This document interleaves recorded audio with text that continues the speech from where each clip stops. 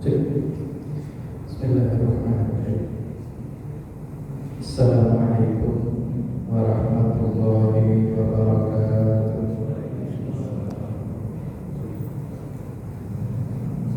Innal hamdalillah wa inna syukra lillahi wa inna tsana'a lillah. Thumma assalatu wassalamu ala rasulillah wa nabiyyina Muhammadin bin Abdillah alaihi afdhalus salatu wa atammu taslim wa la hawla wa la quwwata illa billah.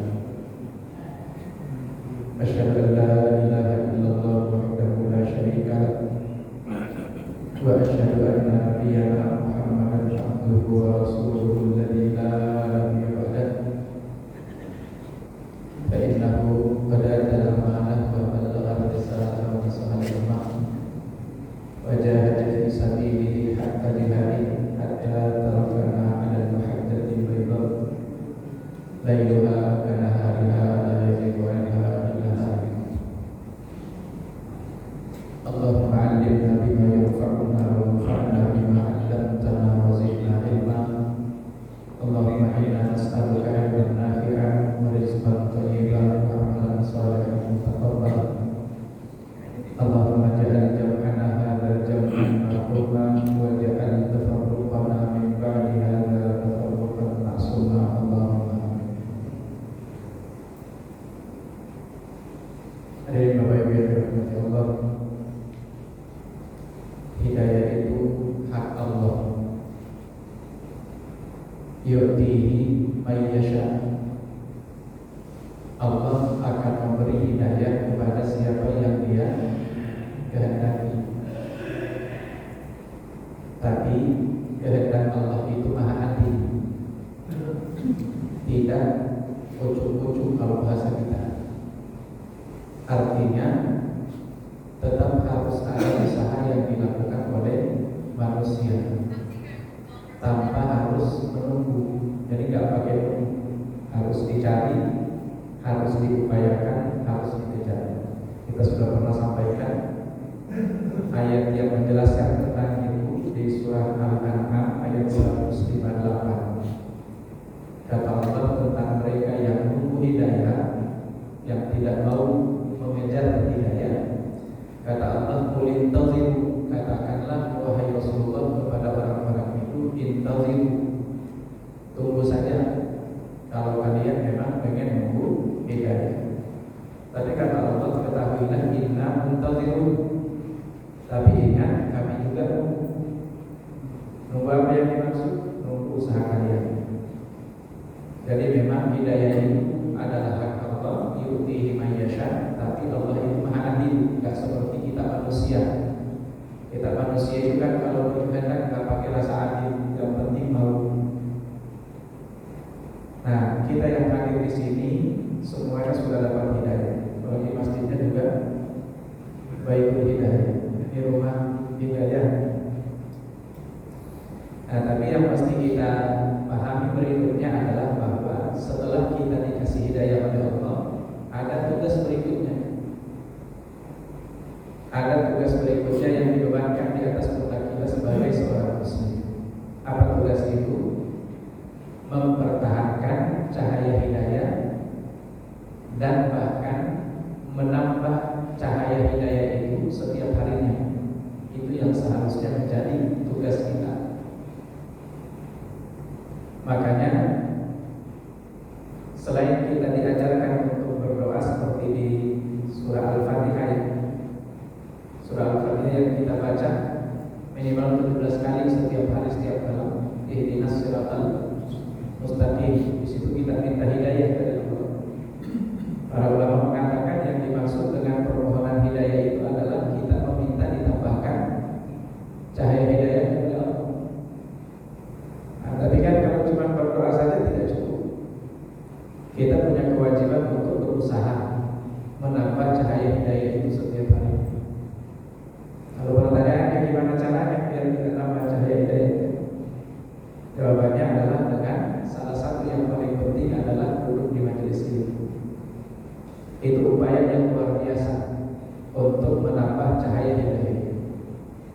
Bisa demikian, mari kita simak misalnya firman Allah ketika menjelaskan tentang kalimat la ilaha illallah yang merupakan kewajiban setiap muslim kan mengesahkan Allah Subhanahu wa taala. Tapi Allah di situ tidak memerintahkan untuk langsung mengesahkan Allah, tidak. Allah bukan perintahnya dengan mengatakan wa'lam.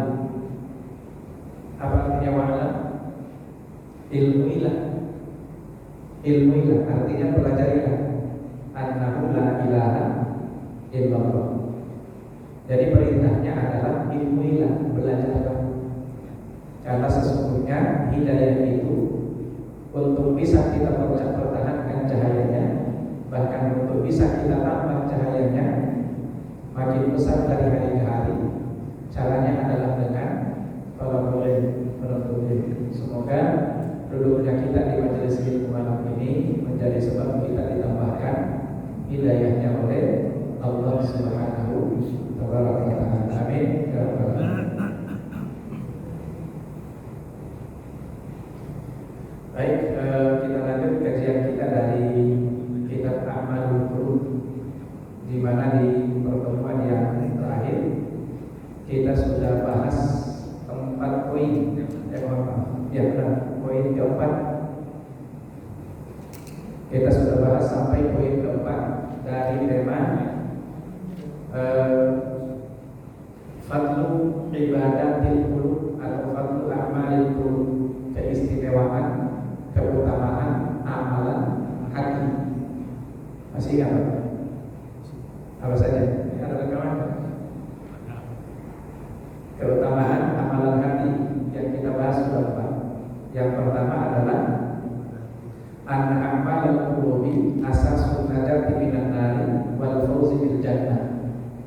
Amalan hati itu adalah sebab kita dibebaskan dari siksa neraka nanti di akhirat nanti, wal fawzi bil jannah, dan kita termasuk bagian dari para pemenang yang nantinya langsung masuk surga tanpa harus melewati neraka. Itu yang pertama. Lalu yang kedua, anna a'malul qulubi sababun li nailil maratibil 'aliyati fil jannah. Amalan hati itu adalah sebab kita memperoleh derajat paling tinggi di surga nanti. Jadi dengan amal soleh hati, dengan ibadah hati, insya Allah kita bisa melejitkan derajat kita di surga setinggi mungkin. Bahkan dalam salah satu hadisnya Rasulullah mengatakan salah satu posisi yang akan ditempati oleh mereka yang punya hati yang selamat itu bisa saling mencintai karena Allah. Kata Rasulullah, an yaminil arsy, posisinya di samping kanan arsy. Itu menunjukkan derajat yang tinggi luar biasa. Lalu yang ketiga adalah anna a'malal qulubi muharrikatun wa dafi'atun li a'malil jawarih. Amalan hati itu adalah motor penggerak atau pendorong amalan fisik. Jadi kalau hatinya sudah baik, maka insya Allah amalan fisiknya juga jadi baik. Yang keempat, yang terakhir adalah anna ikhtilal a'malil qulubi qad yahdimu a'malal jawarih. Rusaknya amalan hati itu juga bisa merusak amalan fisik. Nah, kalau amalan hatinya rusak, banyak amalan fisiknya yang ikutan rusak. Contohnya apa? Riya. Nah, riya itu menghancurkan amal soleh. Lalu yang kedua apa lagi? Takabur. Takabur atau sombong. Kemudian apa lagi? Hasad atau dengki. Itu semuanya bisa menghilangkan, memusnahkan kebaikan-kebaikan yang sudah dilakukan oleh anak manusia. Sudah 4 poin ya. Kita masuk ke poin yang ke-5 dari keistimewaan amalan hati. Yang kelima, anna a'malul qulubi asyaddu min a'malil jawarih. Bahwa ternyata amalan hati itu jauh lebih berat dibandingkan dari amal jawarih. dibandingkan dari amalan fisik. Kalau amalan fisik itu bisa enteng, amalan fisik kita bisa ikut-ikutan, tapi hati itu susah untuk dikendalikan. Kita ambil contoh sederhana misalnya, di sini ada seorang ulama salaf yang mengatakan, namanya Yunus bin Ubaid. Yunus bin Ubaid mengatakan, Atani kita buka. Jadi dia menulis surat kepada sahabatnya, di mana sahabatnya itu menanyakan tentang kondisi dirinya. Dijawabkan oleh Yunus bin Ubaid. Kata beliau ini, ukhbiruka anni aradtu ala nafsi an tuhibba lin-nasi ma tuhibbu laha. Saya ingin menceritakan kepada, kata beliau, bahwa saya memerintahkan, menawarkan kepada hati saya untuk mencintai atau untuk mencintai bagi orang lain apa yang dicintai oleh hatiku sendiri. Misalnya begini, kalau saya suka diri saya sukses, maka saya juga harus suka saudara saya sukses. Kalau saya senang hidup saya bahagia, maka seharusnya juga saya senang hidup saudara saya bahagia. Nah, itu harusnya seperti itu ya. Lalu kemudian beliau melanjutkan, wa takraha lin-nasi ma takrahu li nafsihi. Saya juga mengajarkan kepada hati saya agar semua apa yang dibenci oleh hati saya juga saya benci itu terjadi pada orang lain. Jadi kalau misalnya saya nggak suka difitnah, saya juga nggak suka memfitnah saudara saya. Saya nggak suka misalnya dibohongi, saya juga nggak suka membohongi saudara saya. Saya nggak suka ditipu, saya juga nggak suka untuk menipu saudara saya. Tapi apa yang terjadi, kata beliau, fa'idahiyya min dzalika ba'idun. Ternyata saya menemukan hati saya itu masih sangat jauh untuk bisa mempraktekkan itu. Susah ternyata, gak gampang ternyata, kata beliau. Lalu selanjutnya, tsumma aradtu 'alaiha marratan ukhra tarka dzikrihim illa bil khair. Saya kemudian mencoba untuk mengajak hati saya lagi agar saya tidak mengingat dari saudara saya kecuali yang baik-baik. Saya tidak mengingat apapun dari saudara saya kecuali yang baik-baik. Kata beliau seperti itu. Nah, fawajadtu anna as-sawma fil yawmil hari syadidil hari bil hawajiri bil basrati aisara 'alaiha min tarikihim. Ternyata saya menemukan satu fenomena bahwa puasa di hari yang sangat panas, yang jauh lebih panas dibandingkan kondisi di Al-Hawajir, satu daerah yang ada di Basra. Basra itu di Irak. Ya, ternyata puasa di tempat yang sangat panas itu jauh lebih mudah dibandingkan dari saya tidak mengingat keburukan saudara saya. Artinya selalu saja yang muncul di hati saya itu adalah kejelekan saudara saya. Susah ternyata untuk ingat-ingat kebaikan saudara kita. Sekarang saya bertanya ke kita semuanya, kira-kira kalau kita gimana? Seringkali jemaah yang dirahmati Allah, seringkali kenapa kita itu tidak menghargai orang lain? Seringkali karena kita itu yang diingat dari orang lain adalah kesalahannya, padahal boleh jadi kesalahan itu sudah dilakukan sekian puluh tahun yang lalu. Sementara kebaikan yang dilakukan oleh orang itu boleh jadi baru kemarin sore. Tapi karena itu kebaikan berubah kita hari ini. Nah sebaliknya, yang kita ingat dari diri kita terhadap orang lain adalah yang baik-baik. Saya kan kemarin sudah nyumbang, sudah bantuin dia. Boleh jadi bantuan kita itu sudah puluhan tahun yang lalu, tapi itu masih kita ingat. Nah Bapak Ibu yang dirahmati Allah, diingat juga baik-baik. Ini diperhatikan juga baik-baik. Saya tadi ditanya di satu pengajian di subuh tadi di Bintara. Jadi ditanya, Pak Ustaz, kita itu seringkali berbuat kebaikan, misalnya sedekah sebut saja. Selesai kita sedekah, awalnya begitu kita sedekah biasanya ikhlas, Pak Ustaz, lillahi ta'ala, ikhlas lillahi ta'ala. Tapi seiring perjalanan waktu, tiba-tiba kemudian kita ingat, atau misalnya dikenang oleh orang lain, muncullah itu rasanya, muncullah rasa bangga.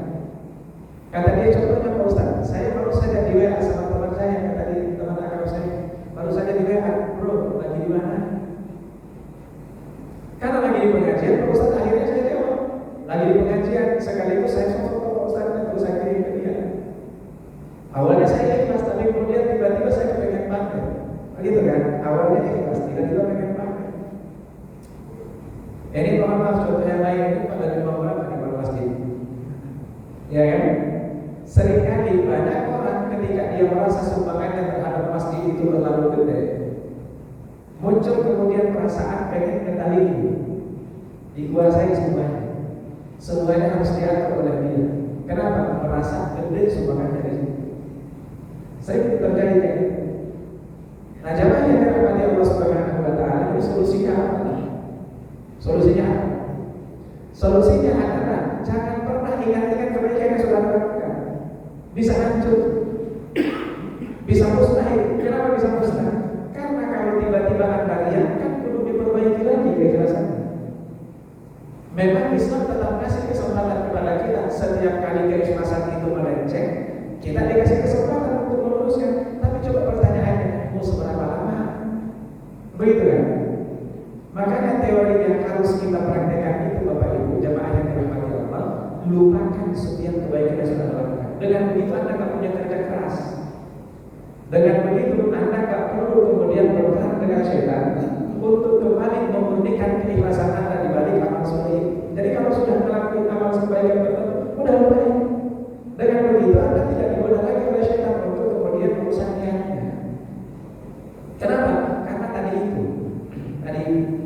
kita itu seringkali yang kita ingat dari diri kita kepada orang lain adalah kebaikan. Sementara yang kita ingat dari orang lain adalah keburukannya. Mohon maaf kalau pepatah Indonesia mengatakan kayak gimana? Semut di seberang lautan nampak, gajah di lubuk mana tak nampak. Ini jiwa manusia kayak. Dan ini yang dimaksud oleh beliau, ternyata amal qulub itu berat. Amal qulub itu ternyata berat. Ya, contoh yang lain, saya contoh yang lain. Jadi ada satu potongan sabda Rasulullah dalam kesempatan haji wada atau khutbah haji wada. Maaf ini ada air minum apa namanya? Gelas ini ya belum panas, saya pengen minum tapi masih belum panas, bisa dicampur dengan ini. Maaf.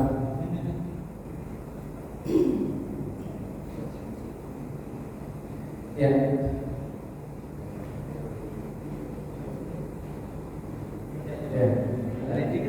Ya. Terima kasih.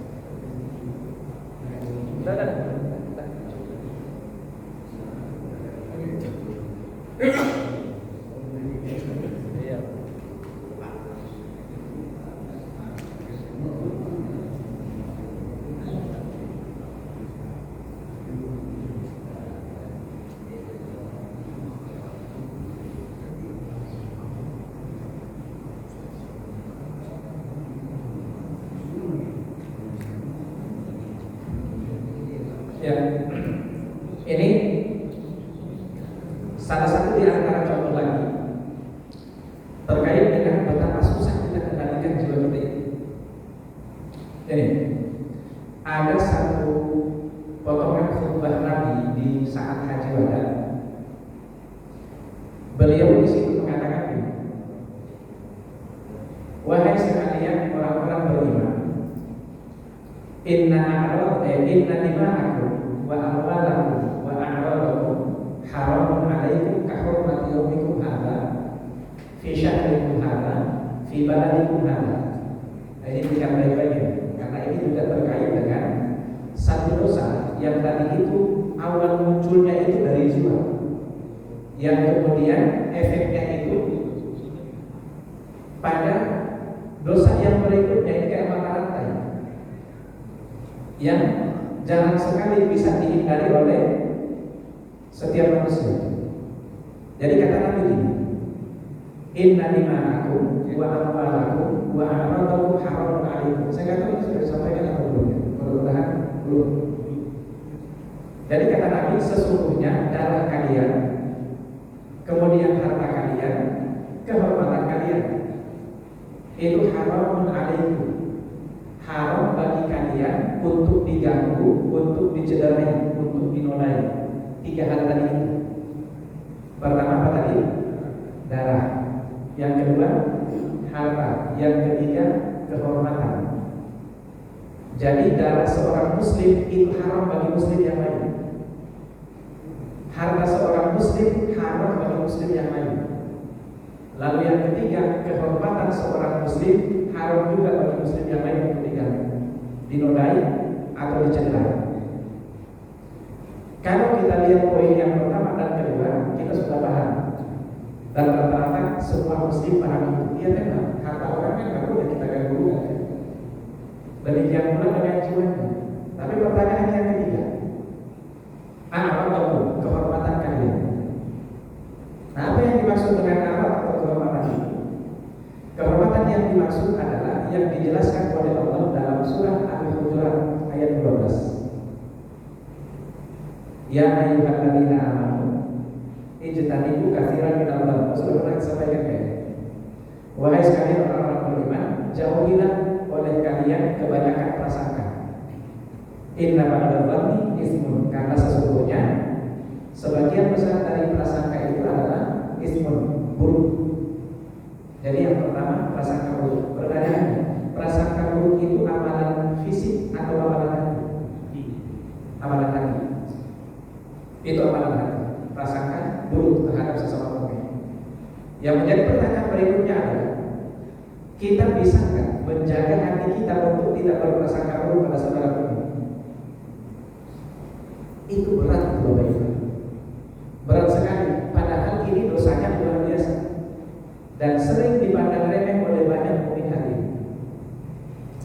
Jadi yang dimaksud dengan kehormatan itu adalah kata Nabi Nabi tasawuf, tidak boleh berprasangka buruk terhadap sesama mukmin. Dalam satu kesempatan ketika Rasulullah sedang berada di Masjidil Haram, beliau naik ke atas bukit Safa, lalu kemudian menuju ke arah Ka'bah. Beliau mengatakan kepada Ka'bah, ma'a'zamaki wa ma'a'zama hurmataki. Betapa agung engkau wahai Ka'bah, dan betapa besar dan betapa agung dan betapa tinggi kehormatanmu, kata Rasulullah kepada Ka'bah. Tapi perhatikan, beliau melanjutkan, walladzi nafsi biyadihi, demi Allah yang jiwaku ada dalam genggamannya, kata Rasulullah, la hurmatul mu'mini a'zamu min hurmati. Kehormatan seorang mukmin itu jauh lebih besar dibandingkan daripada kehormatan wahai Ka'bah. Coba bayangkan ya. Kehormatan seorang mukmin lebih tinggi dibandingkan kehormatan Ka'bah. Padahal kita tahu selama ini kan, dari seluruh muslim di seluruh penjuru dunia, betapa hormatnya mereka terhadap Ka'bah. Gak ada yang berani untuk mentaati Ka'bah. Gak ada yang berani untuk menodai, mencederai Ka'bah. Tapi apakah mereka kemudian tidak berani juga mencederai kehormatan saudara sesama muslim? Kalau pertanyaannya, Rasulullah melanjutkan, beliau mengatakan, hormatul mukmin, kehormatan seorang mukmin itu ada pada 3 hal. Yang pertama adalah damahu, darahnya. Yang kedua kata beliau, malahu, hartanya. Dan yang ketiga, wa alla yudhammi tasawuf, tidak boleh berprasangka buruk kepada sesama mukmin. Tapi ingat sekali lagi, itu biasanya susah untuk dikendalikan. Dan itulah yang dimaksud oleh beliau di sini, mengendalikan hati itu ternyata jauh lebih sulit dibandingkan daripada kita berpuasa di hari yang sangat panas, di tempat dan negeri yang sangat panas. Nah, kemudian seringkali apa yang terjadi setelah itu, ketika subuhan itu muncul dalam dada seorang mukmin terhadap saudaranya mukmin yang lain, biasanya berhenti sampai di situ apa? Enggak berhenti sampai di situ. Lanjut biasanya. Lanjutnya kemana? Tajassus. Makanya dilanjutkan oleh Allah di dalam ayat itu, wala tajassasu. Jangan saling tajassus. Tajassus itu apa? Nyari-nyari kesalahan dan aib saudara sesama mukmin. jelas. Nah, kalau sudah ketemu aib dan saudara sesama mukmin, kira-kira berhenti sampai di situ enggak? Enggak, lanjut kemana? Ghibah. Makanya Allah lanjutkan ayat itu, wala yaghtab ba'dukum ba'da. Jangan sebagian di antara kamu menggibah sebagian yang lain. Lanjut jemaah yang dirahmati Allah. Dimulai dari mana tadi? Hati. Dimulai dari hati, subuhan.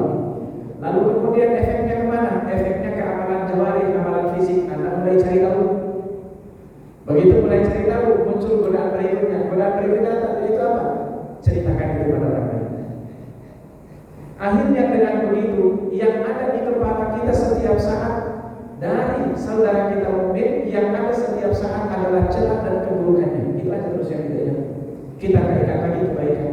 Makanya jangan heran kenapa sehingga di negeri ini orang paling berjasa sekali di negeri ini, orang paling berjasa sekalipun ketika muncul satu aib yang diketahui oleh banyak orang, rusak semua, hilang semua jasanya, gak ada lagi yang memandang jasanya.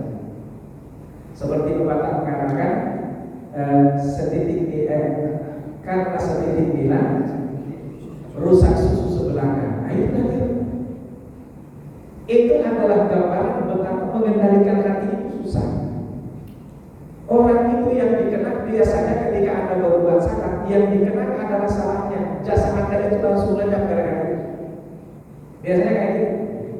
Pertanyaannya, boleh nggak kayak gitu? Nggak boleh. Dalam Islam itu harusnya dimati. Sebesar apa pelanggaran seorang mukmin, yang kita lihat itu adalah kebaikannya. Yang kita lihat kebaikannya. Nah, kita pada prakteknya sebaliknya. Yang kita kenal terus-menerus adalah keburukannya, dosanya, aibnya, aibnya. Mari coba perhatikan, ada seorang sahabat. Nama sahabat itu Hatib bin Abi Balta'ah. Namanya Hatib bin Abi Balta'ah. Ketika Rasulullah merencanakan perjalanan Fathu Makkah di tahun ke-8 Hijriah, beliau itu selalu berdoa setiap saat, sekaligus berpesan pada sahabat-sahabatnya, jangan pernah ada satupun yang membocorkan rencana kita ini. Dan rencana ini dirahasiakan oleh Nabi dengan cara beliau hanya memberitahu sahabat-sahabat dekatnya saja, nggak dikasih tahu ke yang lain. Sekaligus beliau berdoa setiap saat sebelum keberangkatannya, ya Allah, tutuplah mata, tutuplah telinga orang-orang Quraisy agar mereka sama sekali tidak tahu menahu tentang keberangkatan kalian dalam misi Fathu Makkah. Ada seorang sahabat namanya Hatib bin Abi Balta'ah, dengar dia berita itu, dan dia masih punya keluarga yang masih musyrik di Makkah. Karena dia khawatir keluarganya ini bakalan jadi korban, akhirnya diam-diam dia tulis surat. Diam-diam dia tulis surat ngasih tahu keluarganya itu, dititipkan kepada seorang wanita untuk dibawa surat itu ke Mekah. Turun wahyu, Nabi dikasih tahu oleh Allah. Nabi dikasih tahu oleh Allah. Akhirnya Rasulullah ketika diberitahu oleh Allah melalui malaikat Jibril, Nabi kemudian mengutus Ali bin Abi Thalib untuk mengejar wanita itu. Ambil surat dari wanita itu. Kita singkat ceritanya, berhasil diambil surat itu oleh Ali bin Abi Thalib, dibawa pulang ke Madinah ke hadapan Rasulullah. Sampai di hadapan Rasulullah, beliau buka surat itu. Ternyata di surat itu tertulis dari Hatib bin Abi Balta'ah. Ada orangnya di situ. Rasulullah langsung nanya, "Maha daya Hatib, ini apa wahai Hatib? Saya sudah berusaha untuk merahasiakan ini, berdoa memohon kepada Allah agar Allah tidak membuka ini, agar orang Quraisy benar-benar tak mengetahui tentang rencana ini. Tapi ternyata tiba-tiba kamu kirim surat kepada keluarga." Dan itu pelanggaran berat, membocorkan rahasia kaum muslimin. Umar bin Khattab seperti biasa beliau minta izin, ya Rasulullah, izinkan saya mengadu kepada orang ini. Itu kata Umar bin Khattab. Tapi perhatikan apa jawaban Rasulullah. Beliau mengatakan, sabar wahai Umar. Kenapa demikian? Kata beliau, sesungguhnya kamu tidak tahu keistimewaan apa yang sudah Allah berikan kepada ahli Badar.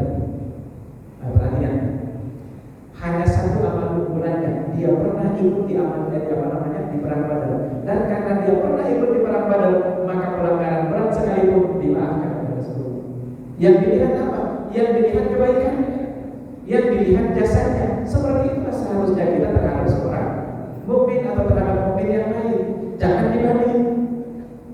Tapi sekali lagi ini fenomenanya memang berat, dan itu menunjukkan bahwa mengendalikan hati itu ternyata jauh lebih berat dibandingkan mengendalikan sikap atau fisik. Nah ini jemaah yang dirahmati Allah Subhanahu wa taala. Jadi anna a'malul jawari a'malul qulubi asyaqqu min a'malil jawari. Ya, mengendalikan yang namanya hati itu jauh lebih berat dibandingkan mengendalikan fisik kita itu. Nah selanjutnya ada satu ulama salaf yang lain mengatakan, namanya Abu Salman Ad-Darimi. Beliau mengatakan ini, afdalul a'mali khilafu hawan nafs. Amal soleh yang terbaik itu kata beliau adalah khilafu hawan nafs. Khilafu hawan nafs itu artinya melawan hawa nafsu. Artinya bersikap kebalikannya dari panggilan hawa nafsu kita manusia. Itu disebut oleh beliau sebagai afdalul a'malis sholihah, amal soleh yang paling afdal. Ada juga hadis Rasulullah yang mengatakan ini, laisa syadidu bisur'ah. Ya, orang yang kuat itu bukan yang selalu menang ketika dia berbuat. Ya, orang yang kuat itu bukan orang yang setiap kali dia tanding bola dia selalu menang, bukan itu yang kuat. Saya yakin kita pernah dengar hadis itu. Tapi orang kuat itu kata Nabi adalah man malaka nafsahu 'indal ghadab. Mereka yang pada saat marah dia masih bisa mengendalikan dirinya. Tapi itu ingat berat. Rata-rata kita mau seberiman apapun, rata-rata kalau lagi marah dia lepas. Biasanya kalau lagi marah dia nggak terkendali. Biasanya kayak gitu. Habis itu baru kemudian bisa belakangan. Rata-rata gitu ya. Nah ini semuanya adalah bukti-bukti bahwa ternyata yang namanya amalul qulub, amalan hati itu lebih rumit, lebih susah dibandingkan daripada amalan jawarih, amal soleh fisik. Ini poin yang ke-5. Selanjutnya poin yang ke-6. Poin yang ke-6, anna a'malul qulubi a'dhamu ajran wa masubatan min a'malil jawarih. Amal soleh hati itu ternyata tentu tidak semuanya, tapi amal soleh hati itu ternyata banyak yang jauh lebih besar pahalanya, ganjarannya dibandingkan daripada amal soleh fisik. Nah, yang beliau angkat sebagai contoh di sini adalah tafakkur. Tafakkur. Nah, tafakkur yang diangkat oleh beliau sebagai contoh di sini adalah tafakkur. Dan kita lihat ungkapan-ungkapan yang disampaikan oleh para ulama. Misalnya kita lihat Abu Darda. Seorang sahabat bernama Abu Darda radhiyallahu anhu, beliau pernah mengatakan ini, tafakkur sa'atin khairun min qiyami lailatin. Ya, tafakkur sa'atin itu khairun min qiyami lailatin. Apa artinya tafakkur? Tafakkur itu artinya mikir. Tafakkur itu artinya merenung. Itu tafakkur namanya. Ya, kita merenungkan tentang betapa Allah Subhanahu wa taala itu Maha Agung, betapa Allah itu Maha Besar, betapa Allah itu Maha Sayang, betapa Allah Subhanahu wa taala itu sangat cinta kepada kita semuanya, betapa Allah Subhanahu wa taala itu Maha Adil, betapa Allah Subhanahu wa taala itu kasih sayangnya luar biasa luasnya. Kemudian apa lagi yang kita renungkan? Yang kita renungkan selanjutnya adalah penciptaan Allah terhadap langit dan bumi. Apalagi selanjutnya, apa yang terjadi pada fisik kita manusia. Apalagi selanjutnya, apa yang terjadi dalam kehidupan umat manusia setiap hari, setiap malamnya. Jadi dijadikan sebagai bahan tafakkur, merenung. Ingat, tafakkur itu adalah budaya dan kebiasaan para nabi. Para nabi itu selalu punya waktu-waktu di mana mereka itu menepi, mereka itu menyendiri untuk apa? Tafakkur. Makanya kita kenal ada yang dilakukan oleh baginda baginda Rasulullah kan sebelum beliau menerima wahyu. 3 kali puasa berturut-turut beliau bertafakur di Jabal Nur di Gua Hira. Dan seberapa lama setiap bulannya 1 bulan penuh. Beliau berangkat meninggalkan rumahnya menuju Jabal Nur. Itu sore hari di akhir bulan Sya'ban. Akhir bulan Sya'ban sore hari. Sehingga maghrib pergantian waktu dari Sya'ban ke Ramadan itu beliau sudah di Gua Hira. Beliau sudah di Gua Hira. Nah, sampai di sana apa yang beliau lakukan? Dan beliau pulangnya kapan? Pulang kembali ke Mekah Al-Mukarramah itu pas 1 Syawal pagi-pagi, pas Lebaran kalau kita. Artinya 1 bulan penuh beliau habiskan di Jabal Nur di Gua Hira. Ngapain beliau di atas sana? Yang beliau lakukan fokus pada 3 hal. Pertama apa? Salat. Yang kedua apa? Zikir. Yang ketiga apa? Tafakkur. Itu yang beliau lakukan. Sekali lagi salat. Kalau salat kan sudah pasti. Yang kedua apa? Zikir. Yang ketiga setelah zikir tafakkur. Itu yang dilakukan oleh baginda Rasulullah. Ini kebiasaan beliau 3 kali Ramadan. Nah, ini tradisi para nabi. Nabi Musa alaihi salam selama mulai berkembang dipanggil oleh Allah Subhanahu wa taala ketika beliau berhasil menyelamatkan Bani Israel dari kejaran tentara Firaun. Saat ini kemudian beliau dipanggil oleh Allah arba'ina lailatan. 40 hari 40 malam dipanggil oleh Allah di Bukit Tursina. Kalau kemudian beliau menitipkan Bani Israel itu kepada adiknya yang bernama Harun. Yang kemudian dalam kisah Bani Israel itu ternyata Samiri menyesatkan Bani Israel seperti yang Nabi Musa alaihissalam padahal cuma berbuat 40 malam. Tafakkur.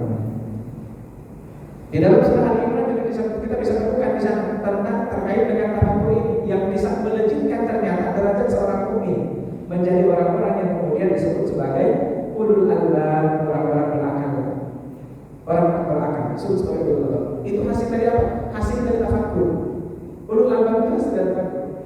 Perhatikan apa kata Allah Subhanahu. Inna fi khalqis samawati wal ardi.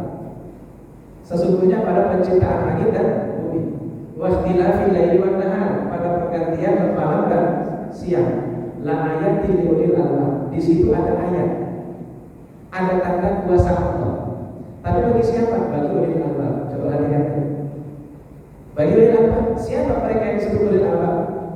Nah, alladzina yaquluna Allaha qiyaman wa qu'udan, mereka yang berzikir kepada Allah qiyaman wa qu'udan, dalam keadaan berdiri, dalam keadaan duduk, wa 'ala junubihim, dalam keadaan berbaring. Lalu yang paling penting yang terakhir kata Allah, wa yatafakkaruna fi khalqis samawati wal ardh, lalu mereka selalu merenung, selalu bertafakkur. Nah, bahasanya itu tadabbur ya. Tadabbur namanya fi khalqis samawati wal ardh, pada keagungan penciptaan Allah terhadap langit dan bumi. Tafakkur namanya. Nah, ini kata Abu Darda.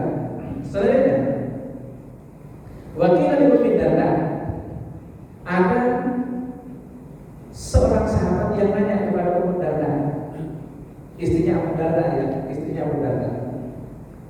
Kata sahabat ini, maka afdal amali Abu Darda, amal soleh Abu Darda yang paling afdal itu kira-kira apa? Amal soleh unggulannya, amal soleh terbaiknya Abu Darda itu apa? Kala istrinya menjawab, at-tafakkur wal i'tibar. Tafakkur dan i'tibar. Apa itu tafakkur? Merenung. Apa itu i'tibar? Ngambil pelajaran. Itu i'tibar. Kenapa seringkali kita itu kelepasan ketika bersikap? Karena gak ada tafakkur. Karena gak ada i'tibar. Kenapa orang tua itu jauh lebih bijak dibandingkan daripada yang masih muda? Jawabannya karena sudah banyak tafakkurnya, sudah banyak i'tibarnya.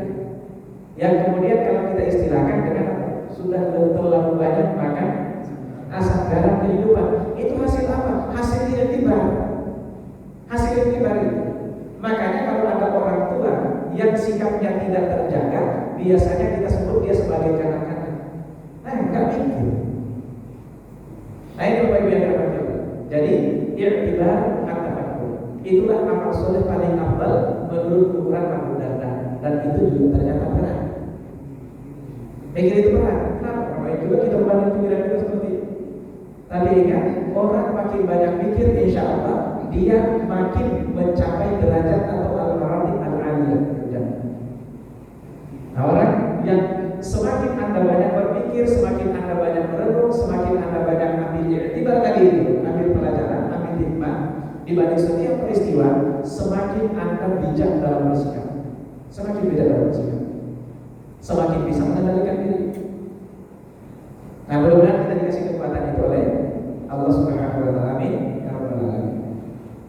Nah, selanjutnya wa usifa li Sa'id bin Musayyab, pernah digambarkan kepada Sa'id bin Musayyab, seorang ulama salaf, bahwa ibadatul qaumi annahum yusalluna ba'da dhuhri ila asr. Jadi pernah diceritakan kepada Sa'id bin Musayyab ini bahwa ada satu kaum yang ibadah mereka itu adalah mereka fokus pada sholat. Yusalluna ba'da dhuhri ila asr. Mereka sholat mulai dari selesai sholat zuhur sampai selesai sholat sampai waktu sholat asar. Itu sambungannya terus-menerus sholat, kerjanya sholat. Nah, ingat tadi ya, Abu Darda pernah mengatakan tadi tafakkur sa'atin, tafakkur 1 jam. Ini kata Abu Darda, tafakkur 1 jam, merenung 1 jam, itu jauh lebih afdal kata beliau dibandingkan dari qiyamul lailatin. Anda bangun sholat malam semalaman suntuk, Anda isi dengan sholat malam, tidak lebih baik dibandingkan daripada Anda bertafakkur 1 jam. 1 jam kan bukan 1 hari. 1 jam Anda bertafakkur lebih baik, lebih berat nilainya dibandingkan daripada Anda sholat sepanjang malam. Makanya kalau kita lihat kebiasaan ulama-ulama salaf, misalnya kita ambil contoh seperti Imam Syafi'i. Imam Syafi'i dia pernah nginap di rumahnya Imam Ahmad bin Hanbal, dan Ahmad bin Hanbal ini salah satu murid dari Imam Syafi'i. Ahmad bin Hanbal itu. Nah, jemaah yang dirahmati Allah, ketika dia nginap di rumahnya Imam Ahmad bin Hanbal, ternyata Imam Syafi'i saat itu tidak kelihatan oleh anak Imam Ahmad bin Hanbal kalau dia bangun sholat malam. Nggak sholat malam. Sehingga kemudian hal ini menjadi tanda tanya besar tadi itu bagi anak dari Imam Ahmad bin Hanbal. Tidak ada kata ayahnya, kok dia nggak sholat malam ya? Kok nggak tahajud? Padahal kan dia orang soleh, orang berilmu, kok nggak tahajud? Ternyata apa yang dilakukan oleh Imam Syafi'i, sepanjang malam beliau memang tidak tahajud, tapi beliau bertafakkur tadi. Itu adalah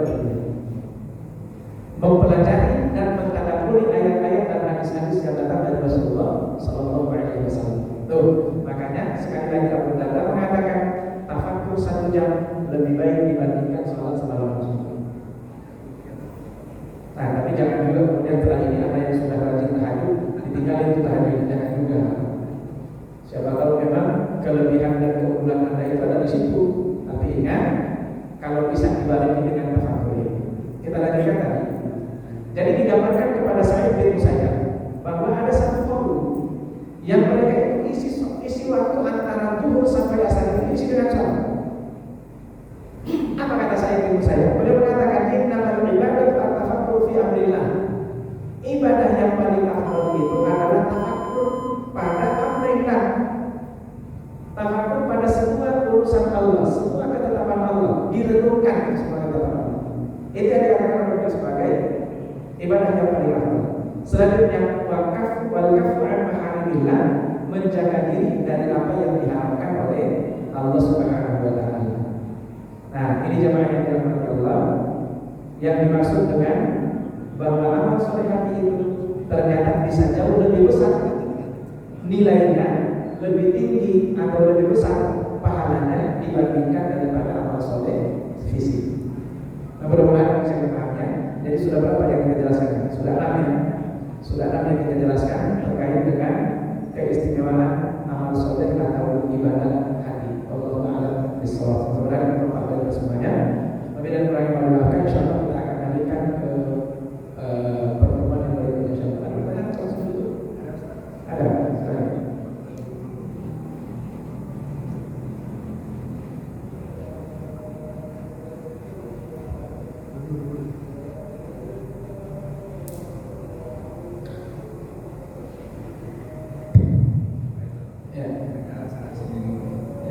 Assalamualaikum warahmatullahi wabarakatuh.